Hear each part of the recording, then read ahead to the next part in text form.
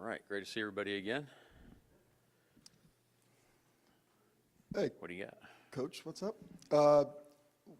Very simply, why do you think that Sam has been so effective limiting interceptions since week 11? I think what you're looking at is, I don't know if it was just like, hey, week 11 happened, let's draw a line in the sand. All of a sudden, we're changing a bunch of stuff. I think you're looking at the product of evolution over the course of this season, of just kind of sticking to our process and not panicking when things didn't necessarily go our way, and doubling down on how we want to play football. But Sam's been decisive the whole way, and he's done a great job really in the last whole season, but definitely this last month or so in this final stretch. Drake May has been a leader in the playoffs for both passing and rushing statistically. What's the biggest element as far as making him uncomfortable? You have to play great football. They're a really good offense. They're really complimentary. If you don't force them to, they'll run it every snap. So you got to be able to control the game and put it on our terms. And then the thing that makes Drake so dangerous, in addition to a lot of other quarterbacks in our league, is in addition to the arm talent, the processing, and the movement. He's got a playmaking ability late in plays. So we got to be relentless in how we play, and we talk about 12-1 with our rush, but sorry, but that threw me off. But he likes to escape up the middle, so we got to build a wall. Everybody work together and play relentlessly. Hey, Coach. In Week 16, in that Thursday night game against the Rams, that went overtime, you elected to play defense first, and that worked out. In this postseason tournament, we've seen two ball-first teams win. Has that changed you and your staff's thinking at all in the least bit? We have our philosophy on how we want to handle overtime. There's some variables that change from game to game, and so we kind of leave that breathing room for us on how we want to go into game and what we're going to elect to do, and it could change in game on what we want to do for overtime. Mike, what is it about Sam's mental makeup that he's able, whether early in his career or even in games when he might be struggling, that he's able to withstand that adversity and bounce back and finish strong, keep fighting? Yeah, Sam's just been so resilient. I mean, I feel like I'm giving you guys terrible answers because I'm giving you the same answer every time, but that's really what it is. It's just he's so steadfast in his approach. I think he's confident in who he is. I think he understands that how much his team believes in him and has his back. So just keep firing away, man. Keep being you. Go to the next play. He's the same guy after he has a perfect passer rating, and he's not strutting around like he just solved all the world's problems compared to a game where maybe we didn't execute as well as we did. So that's what you appreciate about him. Mike, right here in front of you. Thanks.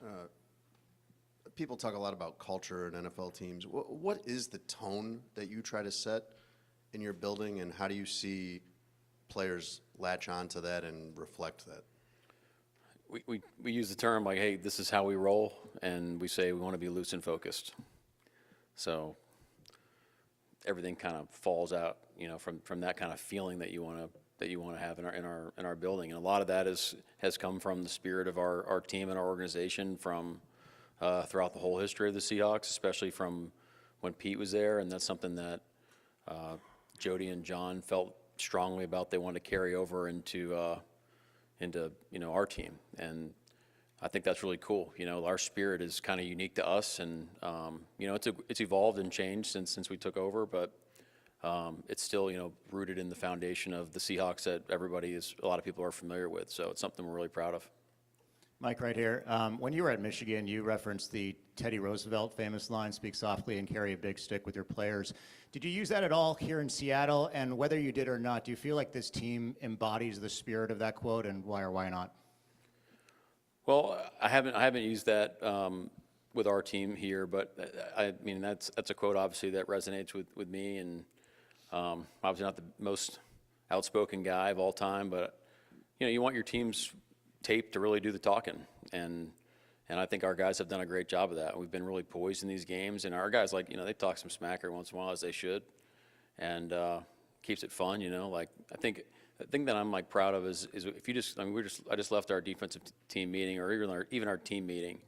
You know, it's not like this where I'm just like lecturing on a thing and you guys are just listening. I mean, it's interactive. There's music playing. It's a lot of great energy, a lot of positivity.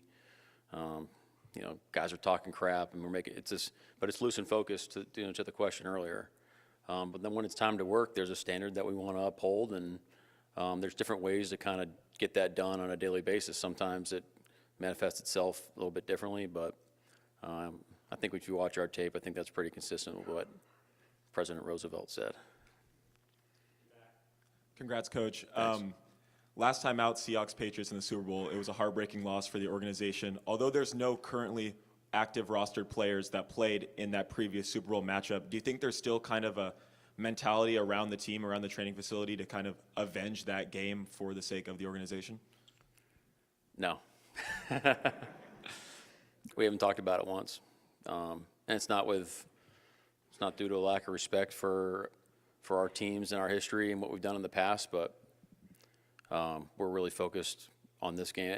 Like, you know, it's funny, it's like a meme now, but when we say it's about us, it really is, you know, you got to back that up with your actions, and that's how we live it every day. And right now we're focused on how well we can go get ready to go play this game. Coach in front of you here on your left. One more on Sam. We've heard you and a lot of the teammates say this season he's got some stuff about him, stuff being the word there. Yeah. You know, how much, when you got a guy like that, especially at that position, how much can the rest of the team really rally behind that? And we've certainly seen that kind of manifest itself, but how much can that really help your team rally behind this guy? Well, I think that just means that he's a real guy. He's got real emotions. He's got a real competitive spirit.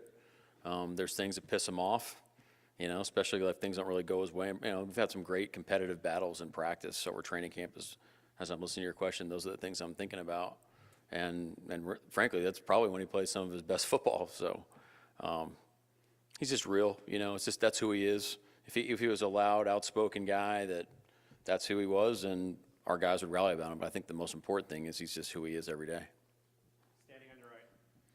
Hi, Mike. When you were considering signing DeMarcus Lawrence last year, what do you remember about the context that Adden was able to provide having worked with him, and how have you seen that bear out, particularly with the way he's able to defend against the run? It was a no-brainer. I mean, just from AD being with us the whole season, understanding how we operated, what type of people we want in our building, and really our play style, we really felt like that could help take our defense to the next level. And, man, it's paid incredible dividends, and I feel like DeMarcus would tell you this, but I feel like we're getting his best version of himself and the best version of his game as well. So it's been a win-win. Hello, Ines Sainz from TV Azteca.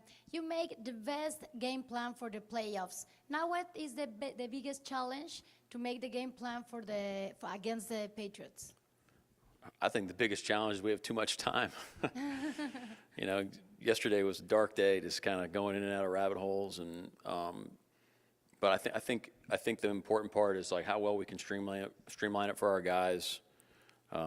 Make sure we're always in our wheelhouse about what we execute, what we do well. And when you have extra time, that's hard because, you know, we were trying to find solutions and try to find answers for our guys, but sometimes you just got to shut up and let the guys go play. Coach, right here, Bucciaroccelli for La Perrada. The last 5 games you've played, you've had 4 divisional matchups, and you've played 2 teams twice in the last 5 games. Do you think it's a bigger challenge for you to get back to planning for a team that you haven't played all season after weeks where the game plan has been so focused on teams you know so much? Yeah, it's an interesting question. You're right. I mean, when you're playing teams multiple times, you're going off of a lot of your decision makings off how the last game went and how you anticipate the team reacting and kind of what you feel like your next move should be. Also, the teams that you're familiar with, personnel-wise, things like that. So the way we treated this game was just, hey, let's just go back to square one, treat it like we would any other week, like we would throughout the season, and go put our best foot forward. Now, having the extra week does help, you know, not being as familiar with the Patriots as some of the other teams we just played. Hey, Coach, over here on your left. So you talked about process all year, and this has got to be a challenge to the typical process you have. So now that you're in it, how have you been able to stick to that process, and any notes you've already started to have for yourself for maybe the next time you get back here? What I told our team, and look, it's funny, you know, you're not looking at the guy that's been to the Super Bowl like 6 times. You know, it's just this is all of our kind of first time going through this experience. And I think that's been an edge for us throughout the whole season, is every time we've gone into a new experience together, we have principles that we want to abide by, and those are kind of like our guiding lights in terms of how we want to operate and how we want to make our decisions. But we also know that we're kind of going through it together, and we're not afraid to pivot and use different methods and things like that. So I think this is an example of that, where, the principle of the matter is, we do want to be, adhere to our process the best we can. Like today is kind of as much of a normal Wednesday as we possibly can make it, but with also the understanding of there are some things that are going to be different, and you got to be able to be flexible and pliable and be able to work through those things. And at some point you're going to get distracted, and that's okay. And look, it's about how relentless can we be coming back to center, back in, be in this moment. And up to this point, I've really loved how our team's operated. Coach, Coach, what has impressed you most about what Mike Vrabel's been able to do with the Patriots here in his first season? And do you see any commonality between how he approaches, particularly his connection with players and the individuality of those connections to get the most out of guys? I'm not very familiar with his coaching style in his building. I can tell you this: you can't help but respect the work that they've done and the team that they've created. I think the best compliment I can give is it's very clear that this is the vision of how he wants his football team, and I think I can say that with pretty high confidence. And they're a tough team. You can tell they're connected, which probably speaks to his coaching style. So, they can't. We have a lot of respect for how they operate for Coach Vrabel. He's done a tremendous job. Hey, Mike, speaking of culture and intent, how have you seen your leadership shown up in the lead up to game week? Well, we've guys from different experiences. So, the Cooper Kupps, the Ernest Jones of the world have been here. They've given their perspective on how we want to approach the week. They've been great. You got guys like Leo that, necessarily haven't. And they're giving their fresh perspective as well. But I think, again, it's the same thing. Like, look, our young guys are probably looking to us on how we're going to handle, our emotions and handling, media stuff, things like that. And we take it in stride. We're loose and focused, and kind of enjoy the moment. But then, let's get back to work when we need to. Yeah, Mike. Obviously, had great success with your four-man rush on the defensive line this year. How important is what AD does up there and working with that and kind of the stunts and things like that he helps devise? Well, AD, he definitely leads the charge with our front. Justin Hines, Chris Partridge are very much a huge part of that equation as well.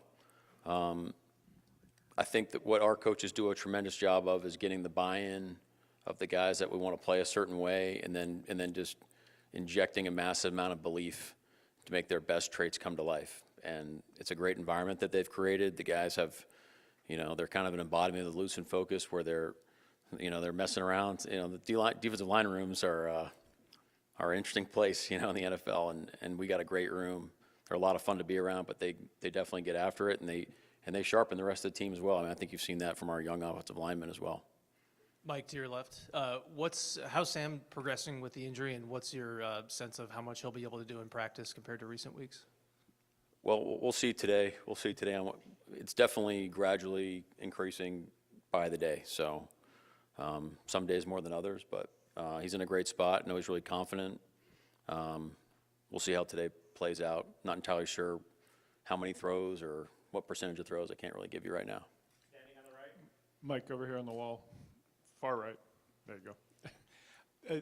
Now that you're finally back to the football on the Wednesday, how much is this going to be a normal Wednesday, a normal Thursday, or did you even adjust within that? Are you going to have your third downs going to be on the same day, all that, or is it, what's different? Right. Yeah. It'll be consistent. Like at this point, we're in a normal cadence. Couple of different variables in terms of media time, traveling to a different location. Guys are going to lift after practice. Outside of that, it's about as same as you'd like. So I think it's a pretty cool setup at this point. Oh, we're in it right now. This is great. I'm loving this. This is awesome. All right, here, Coach. Good morning. Good morning. Good morning. After how well Matthew Stafford played in the last two games, and you guys obviously ended up winning, does that guy give you guys any more confidence or even relief going into another MVP caliber quarterback?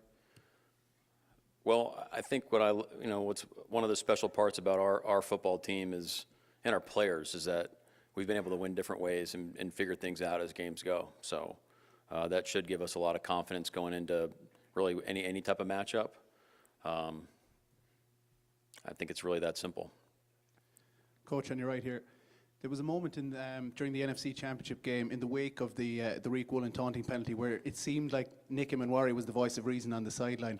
Like, he's made an immediate impact on the field as a rookie. How impressed have you been with his maturity off the field, and how important is it for you to create a culture where young players like that can come in and be a leader straight away? Well, Nick's done a tremendous job since he walked in the door, since we brought him in for a visit, pre-draft. I think what's great about Nick is, in addition, we all know you can see the physical talent, physical ability, but his eagerness to learn and the sense of urgency, for detail, and his hunger to be great, really stands out. Not a lot of guys that are that talented really are interested in doing the amount of work that it actually takes for those traits to come to life, and Nick does that. And I think it's not like some secret thing that he said to the vets, but that daily approach and mentality that he's had, I think, has earned the respect of his teammates. And you got to give the veterans a ton of credit too, that they've created an environment where he can grow and be himself and have moments like that in a game where if he feels strongly about something, that he feels empowered that he can say something and guys will have their back. And I just think that's been really, it's a tip of the cap to him and the rest of the DBs in the room. Hey, Mike, to your left here. At this point in the season, what's the tempo or intensity you want to see in practice here the next few days? It's a Wednesday for us, so we haven't been in pads in 2 weeks. We're going to be in pads for the beginning of practice. It's going to be great. We won't be in pads the whole time, and then we'll see how the tempo shakes out. But you're definitely cutting a few reps here and there, but I think it's important for today and tomorrow to have great practices. Mike over here. How did Josh Jobe go from getting his foot in the door in the practice squad to being a starter on a Super Bowl team? It's a great example of how we the pride that we take and how we run our program. Where when you come in, if you play great football and you're a great teammate, you're going to get an opportunity to play. And Josh was someone that we acquired at the beginning of last year. Shout out to our personnel staff for IDing those type of traits and that type of personality. And the guy just came in and made a ton of plays on our ready squad. And I remember our veteran receivers saying, hey, this guy's pretty dang good. He kept making plays. And then when there was an opportunity for him to get on the field, we felt really confident for him to go out there and do his job. And he just kept hitting it. Those daily inputs, man, it's powerful when you stack those things. So here he is. He should be really proud of himself. Okay, a couple more. Coach in the back to your right. When you're flipping coverages pre to post snap, which seems to be an ever-evolving trend in the NFL these days, how do you do it where you confuse the quarterback but you don't confuse your own defenders, especially against a guy like Drake May, who's been really good against disguises this season? Well, Drake has done a tremendous job. I think if we're planning on going in there and fooling him every snap, I think you'd be kidding yourself. Our guys have a great grasp of what we're trying to achieve on every play. And the good news is we know what we're doing before they snap it. So we have that advantage. But there's weaknesses and strengths to every coverage. There's reasons why we're calling coverages in certain situations. And I think when you kind of marry those things together and you stack all those reps over the course of the season, the guys have a great grasp of what they're trying to do. And it's part of our philosophy is look, when we call certain coverage, the rules are going to be the same from, April 15th to February, whatever it is. And that way you can stack all those reps over the course of time and get really good. Last question. Being with Michael Dixon for 2 years now, have you gained a greater appreciation for how a punter can, impact and influence a game? Well, I think Michael's as good as they get right now in the world. I was also very fortunate to be around a guy named Sam Cook in Baltimore, who's a tremendous putter in his own right. And Sam really opened my eyes to like what a punter could do in terms of manipulating the football and directing it and the different types of kicks. I mean, he was tremendous, and Michael he's just right there with Sam, and he's got a great spirit about him. Like, it's just he's just a really cool guy, man. He's just like, he's got a great, like, he's a competitor, but it's the Australian twist to it, and great teammate. Guys love him, And I think you saw from this past game, he's really passionate about helping putting his teammates in positions to succeed as well. Thank you. Okay, thank you.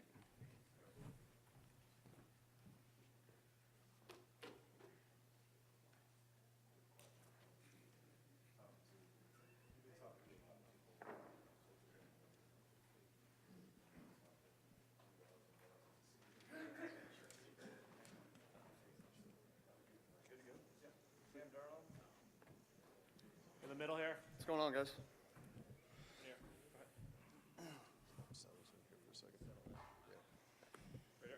Hey, Sam, center row. What's this like for you to be in the Super Bowl and get that vindication after so many years of teams giving up on you and writing you off? I think it doesn't really come down to that for me. It's always just been about putting in the hard work every single day. And sometimes hard work and all the dedication and hours I've put in the off season, during the season, that just, it leads to this moment, and that's kind of the mindset I have, and really the mindset I've had my entire career. Sam over here. Sam over here to your left. Yep. After your time in San Francisco here, you've talked a lot about what that meant to you, but when you went looking for your next stops, how important was it for you in Minnesota and Seattle to find a system and coaches that were similar to what you did here? Yeah, I think, being able to have similar systems throughout, your entire career, especially, ones that you kind of see fit, and especially with the type of skill players we have, the offensive line we have, it just fits really well with all of our skill sets. And, that was a very important piece to me in deciding kind of in my free agency where I wanted to go.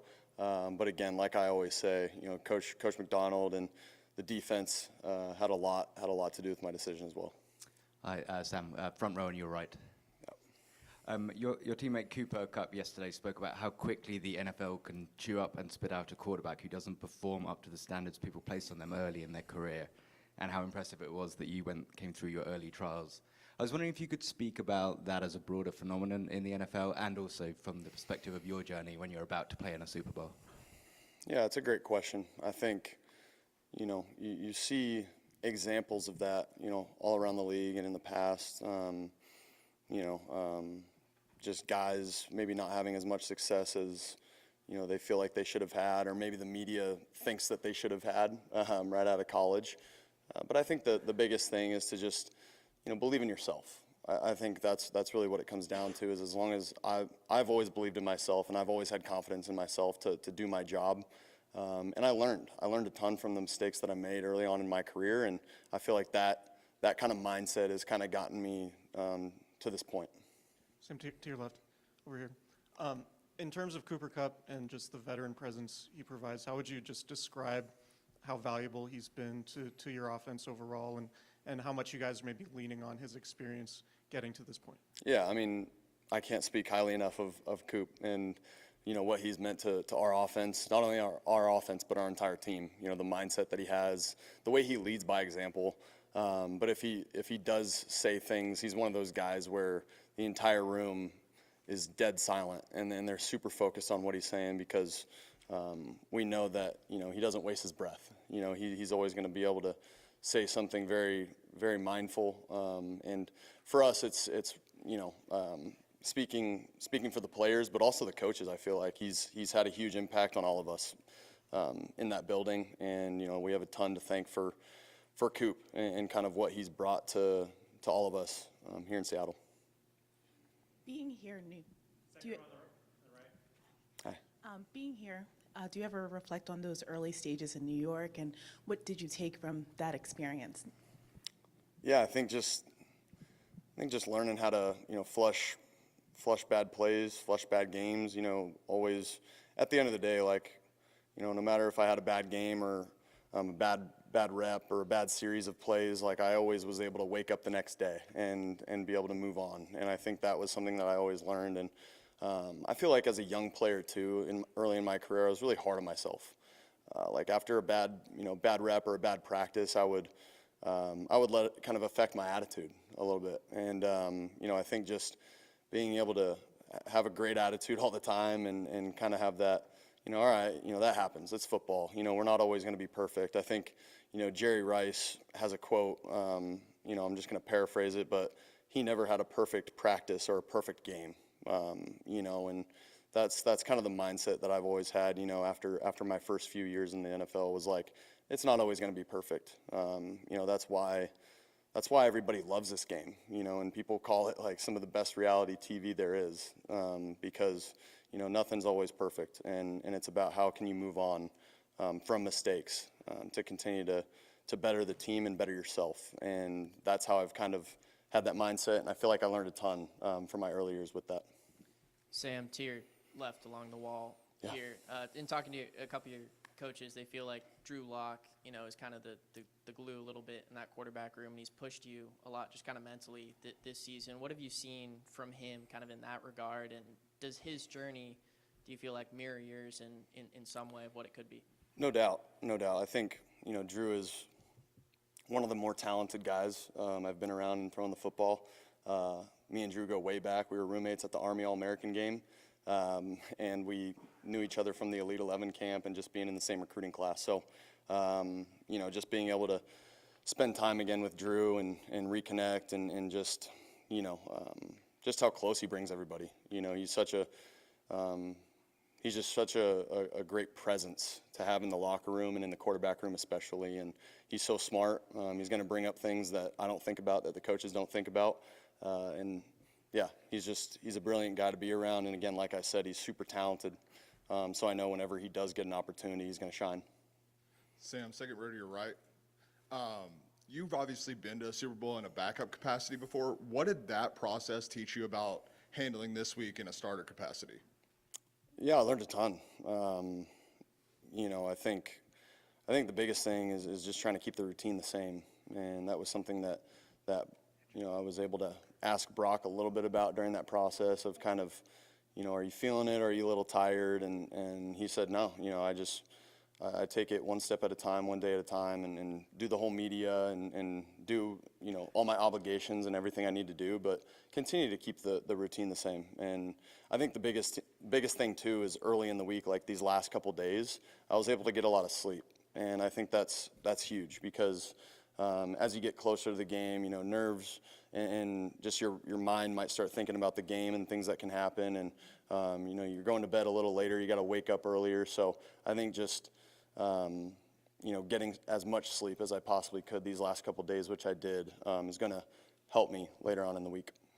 Sam, to your left, the resurgence in the run game in recent weeks, how has that affected your performance and the overall offenses?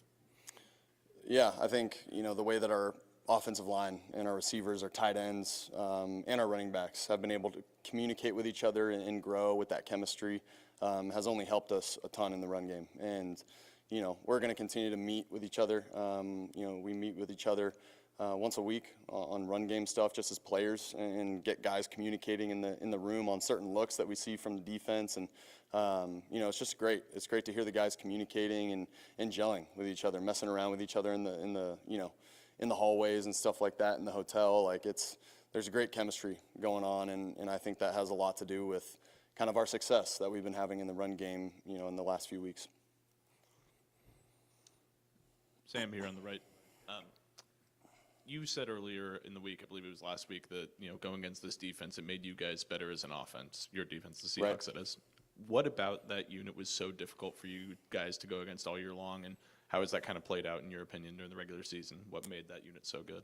Yeah, I think it's a few things, right? I think it's Coach Mike and the scheme, how the players play in that scheme, and how smart our guys are. Like the football IQ that our defensive players have. They understand in certain coverages, all right, like we might not be able to, hold our shell, as much as we can. We need to get to our spots, but in certain pressures, and maybe it's a third down, or maybe like a short yardage type situation, like, we're able to hold our shell a little bit longer and wait till they snap the ball. So just those little things. And, there's just so many smart players on that defense, and I think that's what makes it the toughest is how smart they are and understanding just the little nuances that come with playing defenses, and also what the quarterback's looking for. I feel like they're very smart with what we're looking for as a quarterback, and the center as well, with protection. So, yeah, they just do a great job, and they make it really hard on an offense. Hey, Sam, back right. Mike was talking a lot about your resilience and that being part of the ability to overcome some of those early season turnovers. Is there anything technical, though, that you can speak to that changed, whether it was with you or the offense, in the later stages of the season? Where are you? Sorry. Oh, sorry, back here. Oh, got you. Hey, what's up? Yeah, I think, the biggest thing is, for me as a quarterback, like, just understanding situations. The first and second down stuff, like, being able to understand, like, okay, why are we calling this play? Where my checkdowns are at. Is it a certain protection where, they might eat up the back and the back might not be able to get out, and I got to, maybe throw it to a receiver or just throw it away over his head, or is the back going to be able to get out and I can look for him a little bit quicker on a check down. And then when it comes to third down, being able to, get through my progression, understand why we're calling the play, and if I do get out and scramble and I can find someone open, great. If not, that's kind of the benefit of having a great defense. Is I've always felt like this year, especially the latter half of the season, like I always felt like I never really had to force anything, and that's a big key for me as a quarterback, and a kind of a security blanket almost. Like I can feel really confident in just moving on to the next play and letting our special teams and our defense go to work, understanding that we just got to protect the football at all costs, and being able to move on as a quarterback from there. Hi, Sam, back left. Gotcha. Right here. Yep. Frank Gore might be elected to the Hall of Fame this week. You were teammates with him in 2020. I was hoping you could reflect on what he might have brought to you as a young player, and then just quick side note, tying back here to San Francisco or Santa Clara. You're going to be using the 49ers locker room. Mm-hmm. Have you put in a request to be in the same spot there in the corner that you were in 2023? I haven't. I haven't put in that request. That might be a good idea, though. Get some familiarity there. It was a great spot too. It was like back corner. I had nothing on the left side, so it was a great spot. I can put my backpack there and be really comfortable. So I know EK and the equipment guys here in Seattle do a great job of giving me some space. So shout out those guys. But yeah, and then in regards to Frank, man, he's just special. He's one of those guys that you can tell right off the bat, right when you meet him, just how comfortable he is in his own skin, how confident he is as a football player, and that's what makes him so great. And again, he's such a smart guy. Just the way that he talks about football, he does it all. He does it all. He does a great job, obviously, in the run game, pass protection, running routes. He's one of a kind.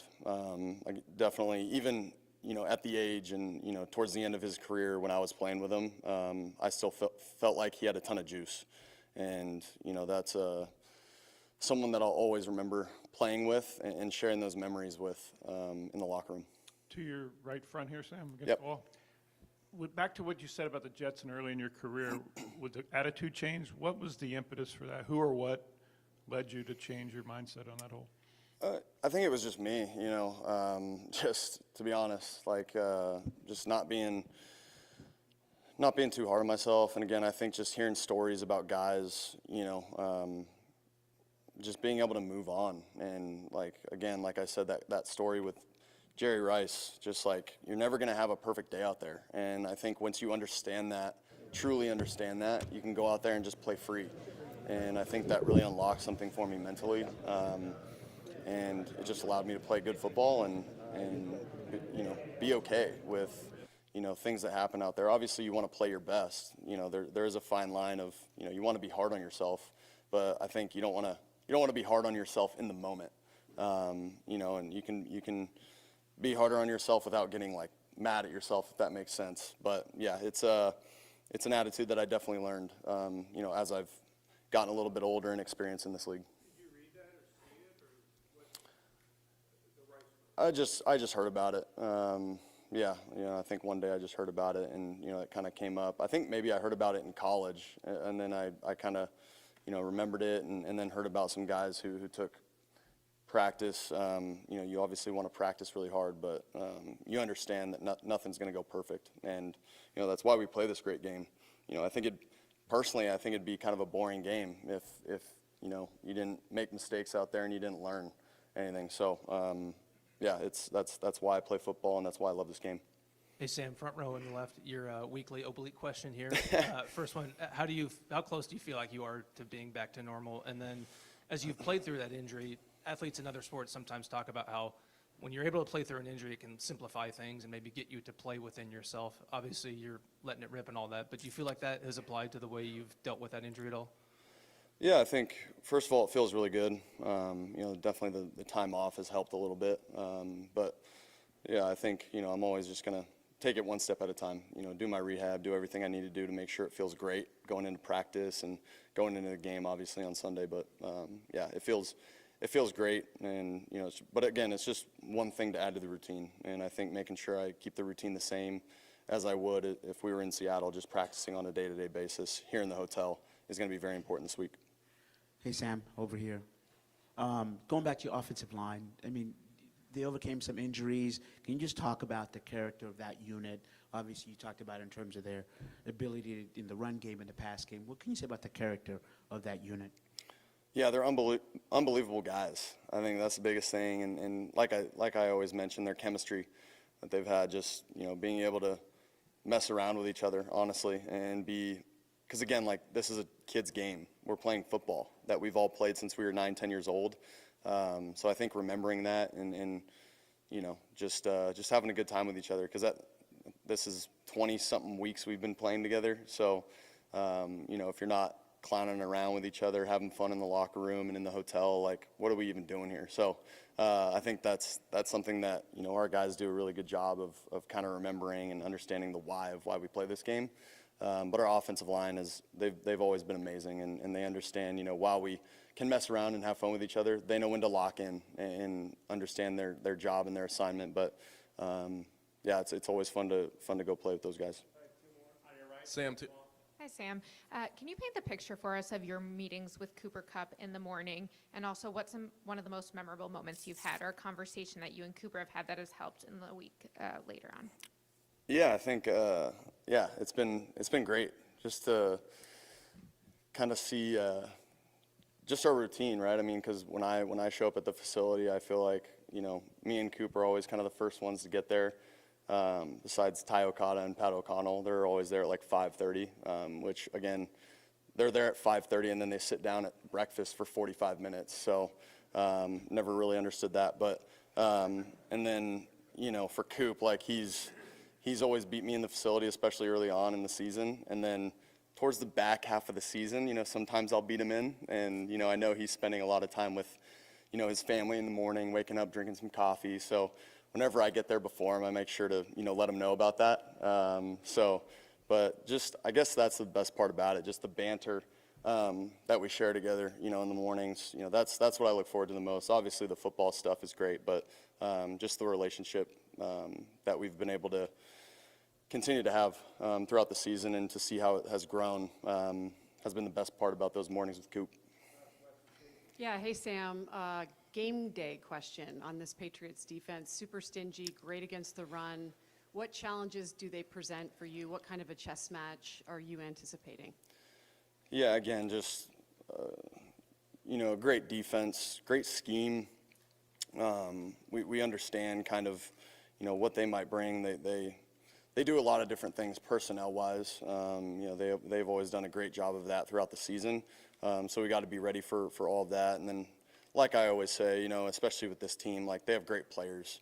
You know, you can have great scheme, but if your players don't make it come to life, you know, that it doesn't do you any good as a defense. So they do a great job, their players do, of making their scheme come to life on the back end, you know, being able to show different coverages and get out of it and pressure and do all these things coverage-wise. So they do a great job. Their backers are great, and then obviously their defensive line is one of the top defensive lines, in my opinion, in the NFL. And truthfully, I don't know if they get enough love, their defensive line, for how good they've been all year. But yeah, it's a really good defense, and something we're obviously going to continue to prepare for. But we'll be ready by the time Sunday comes around. Thanks, guys.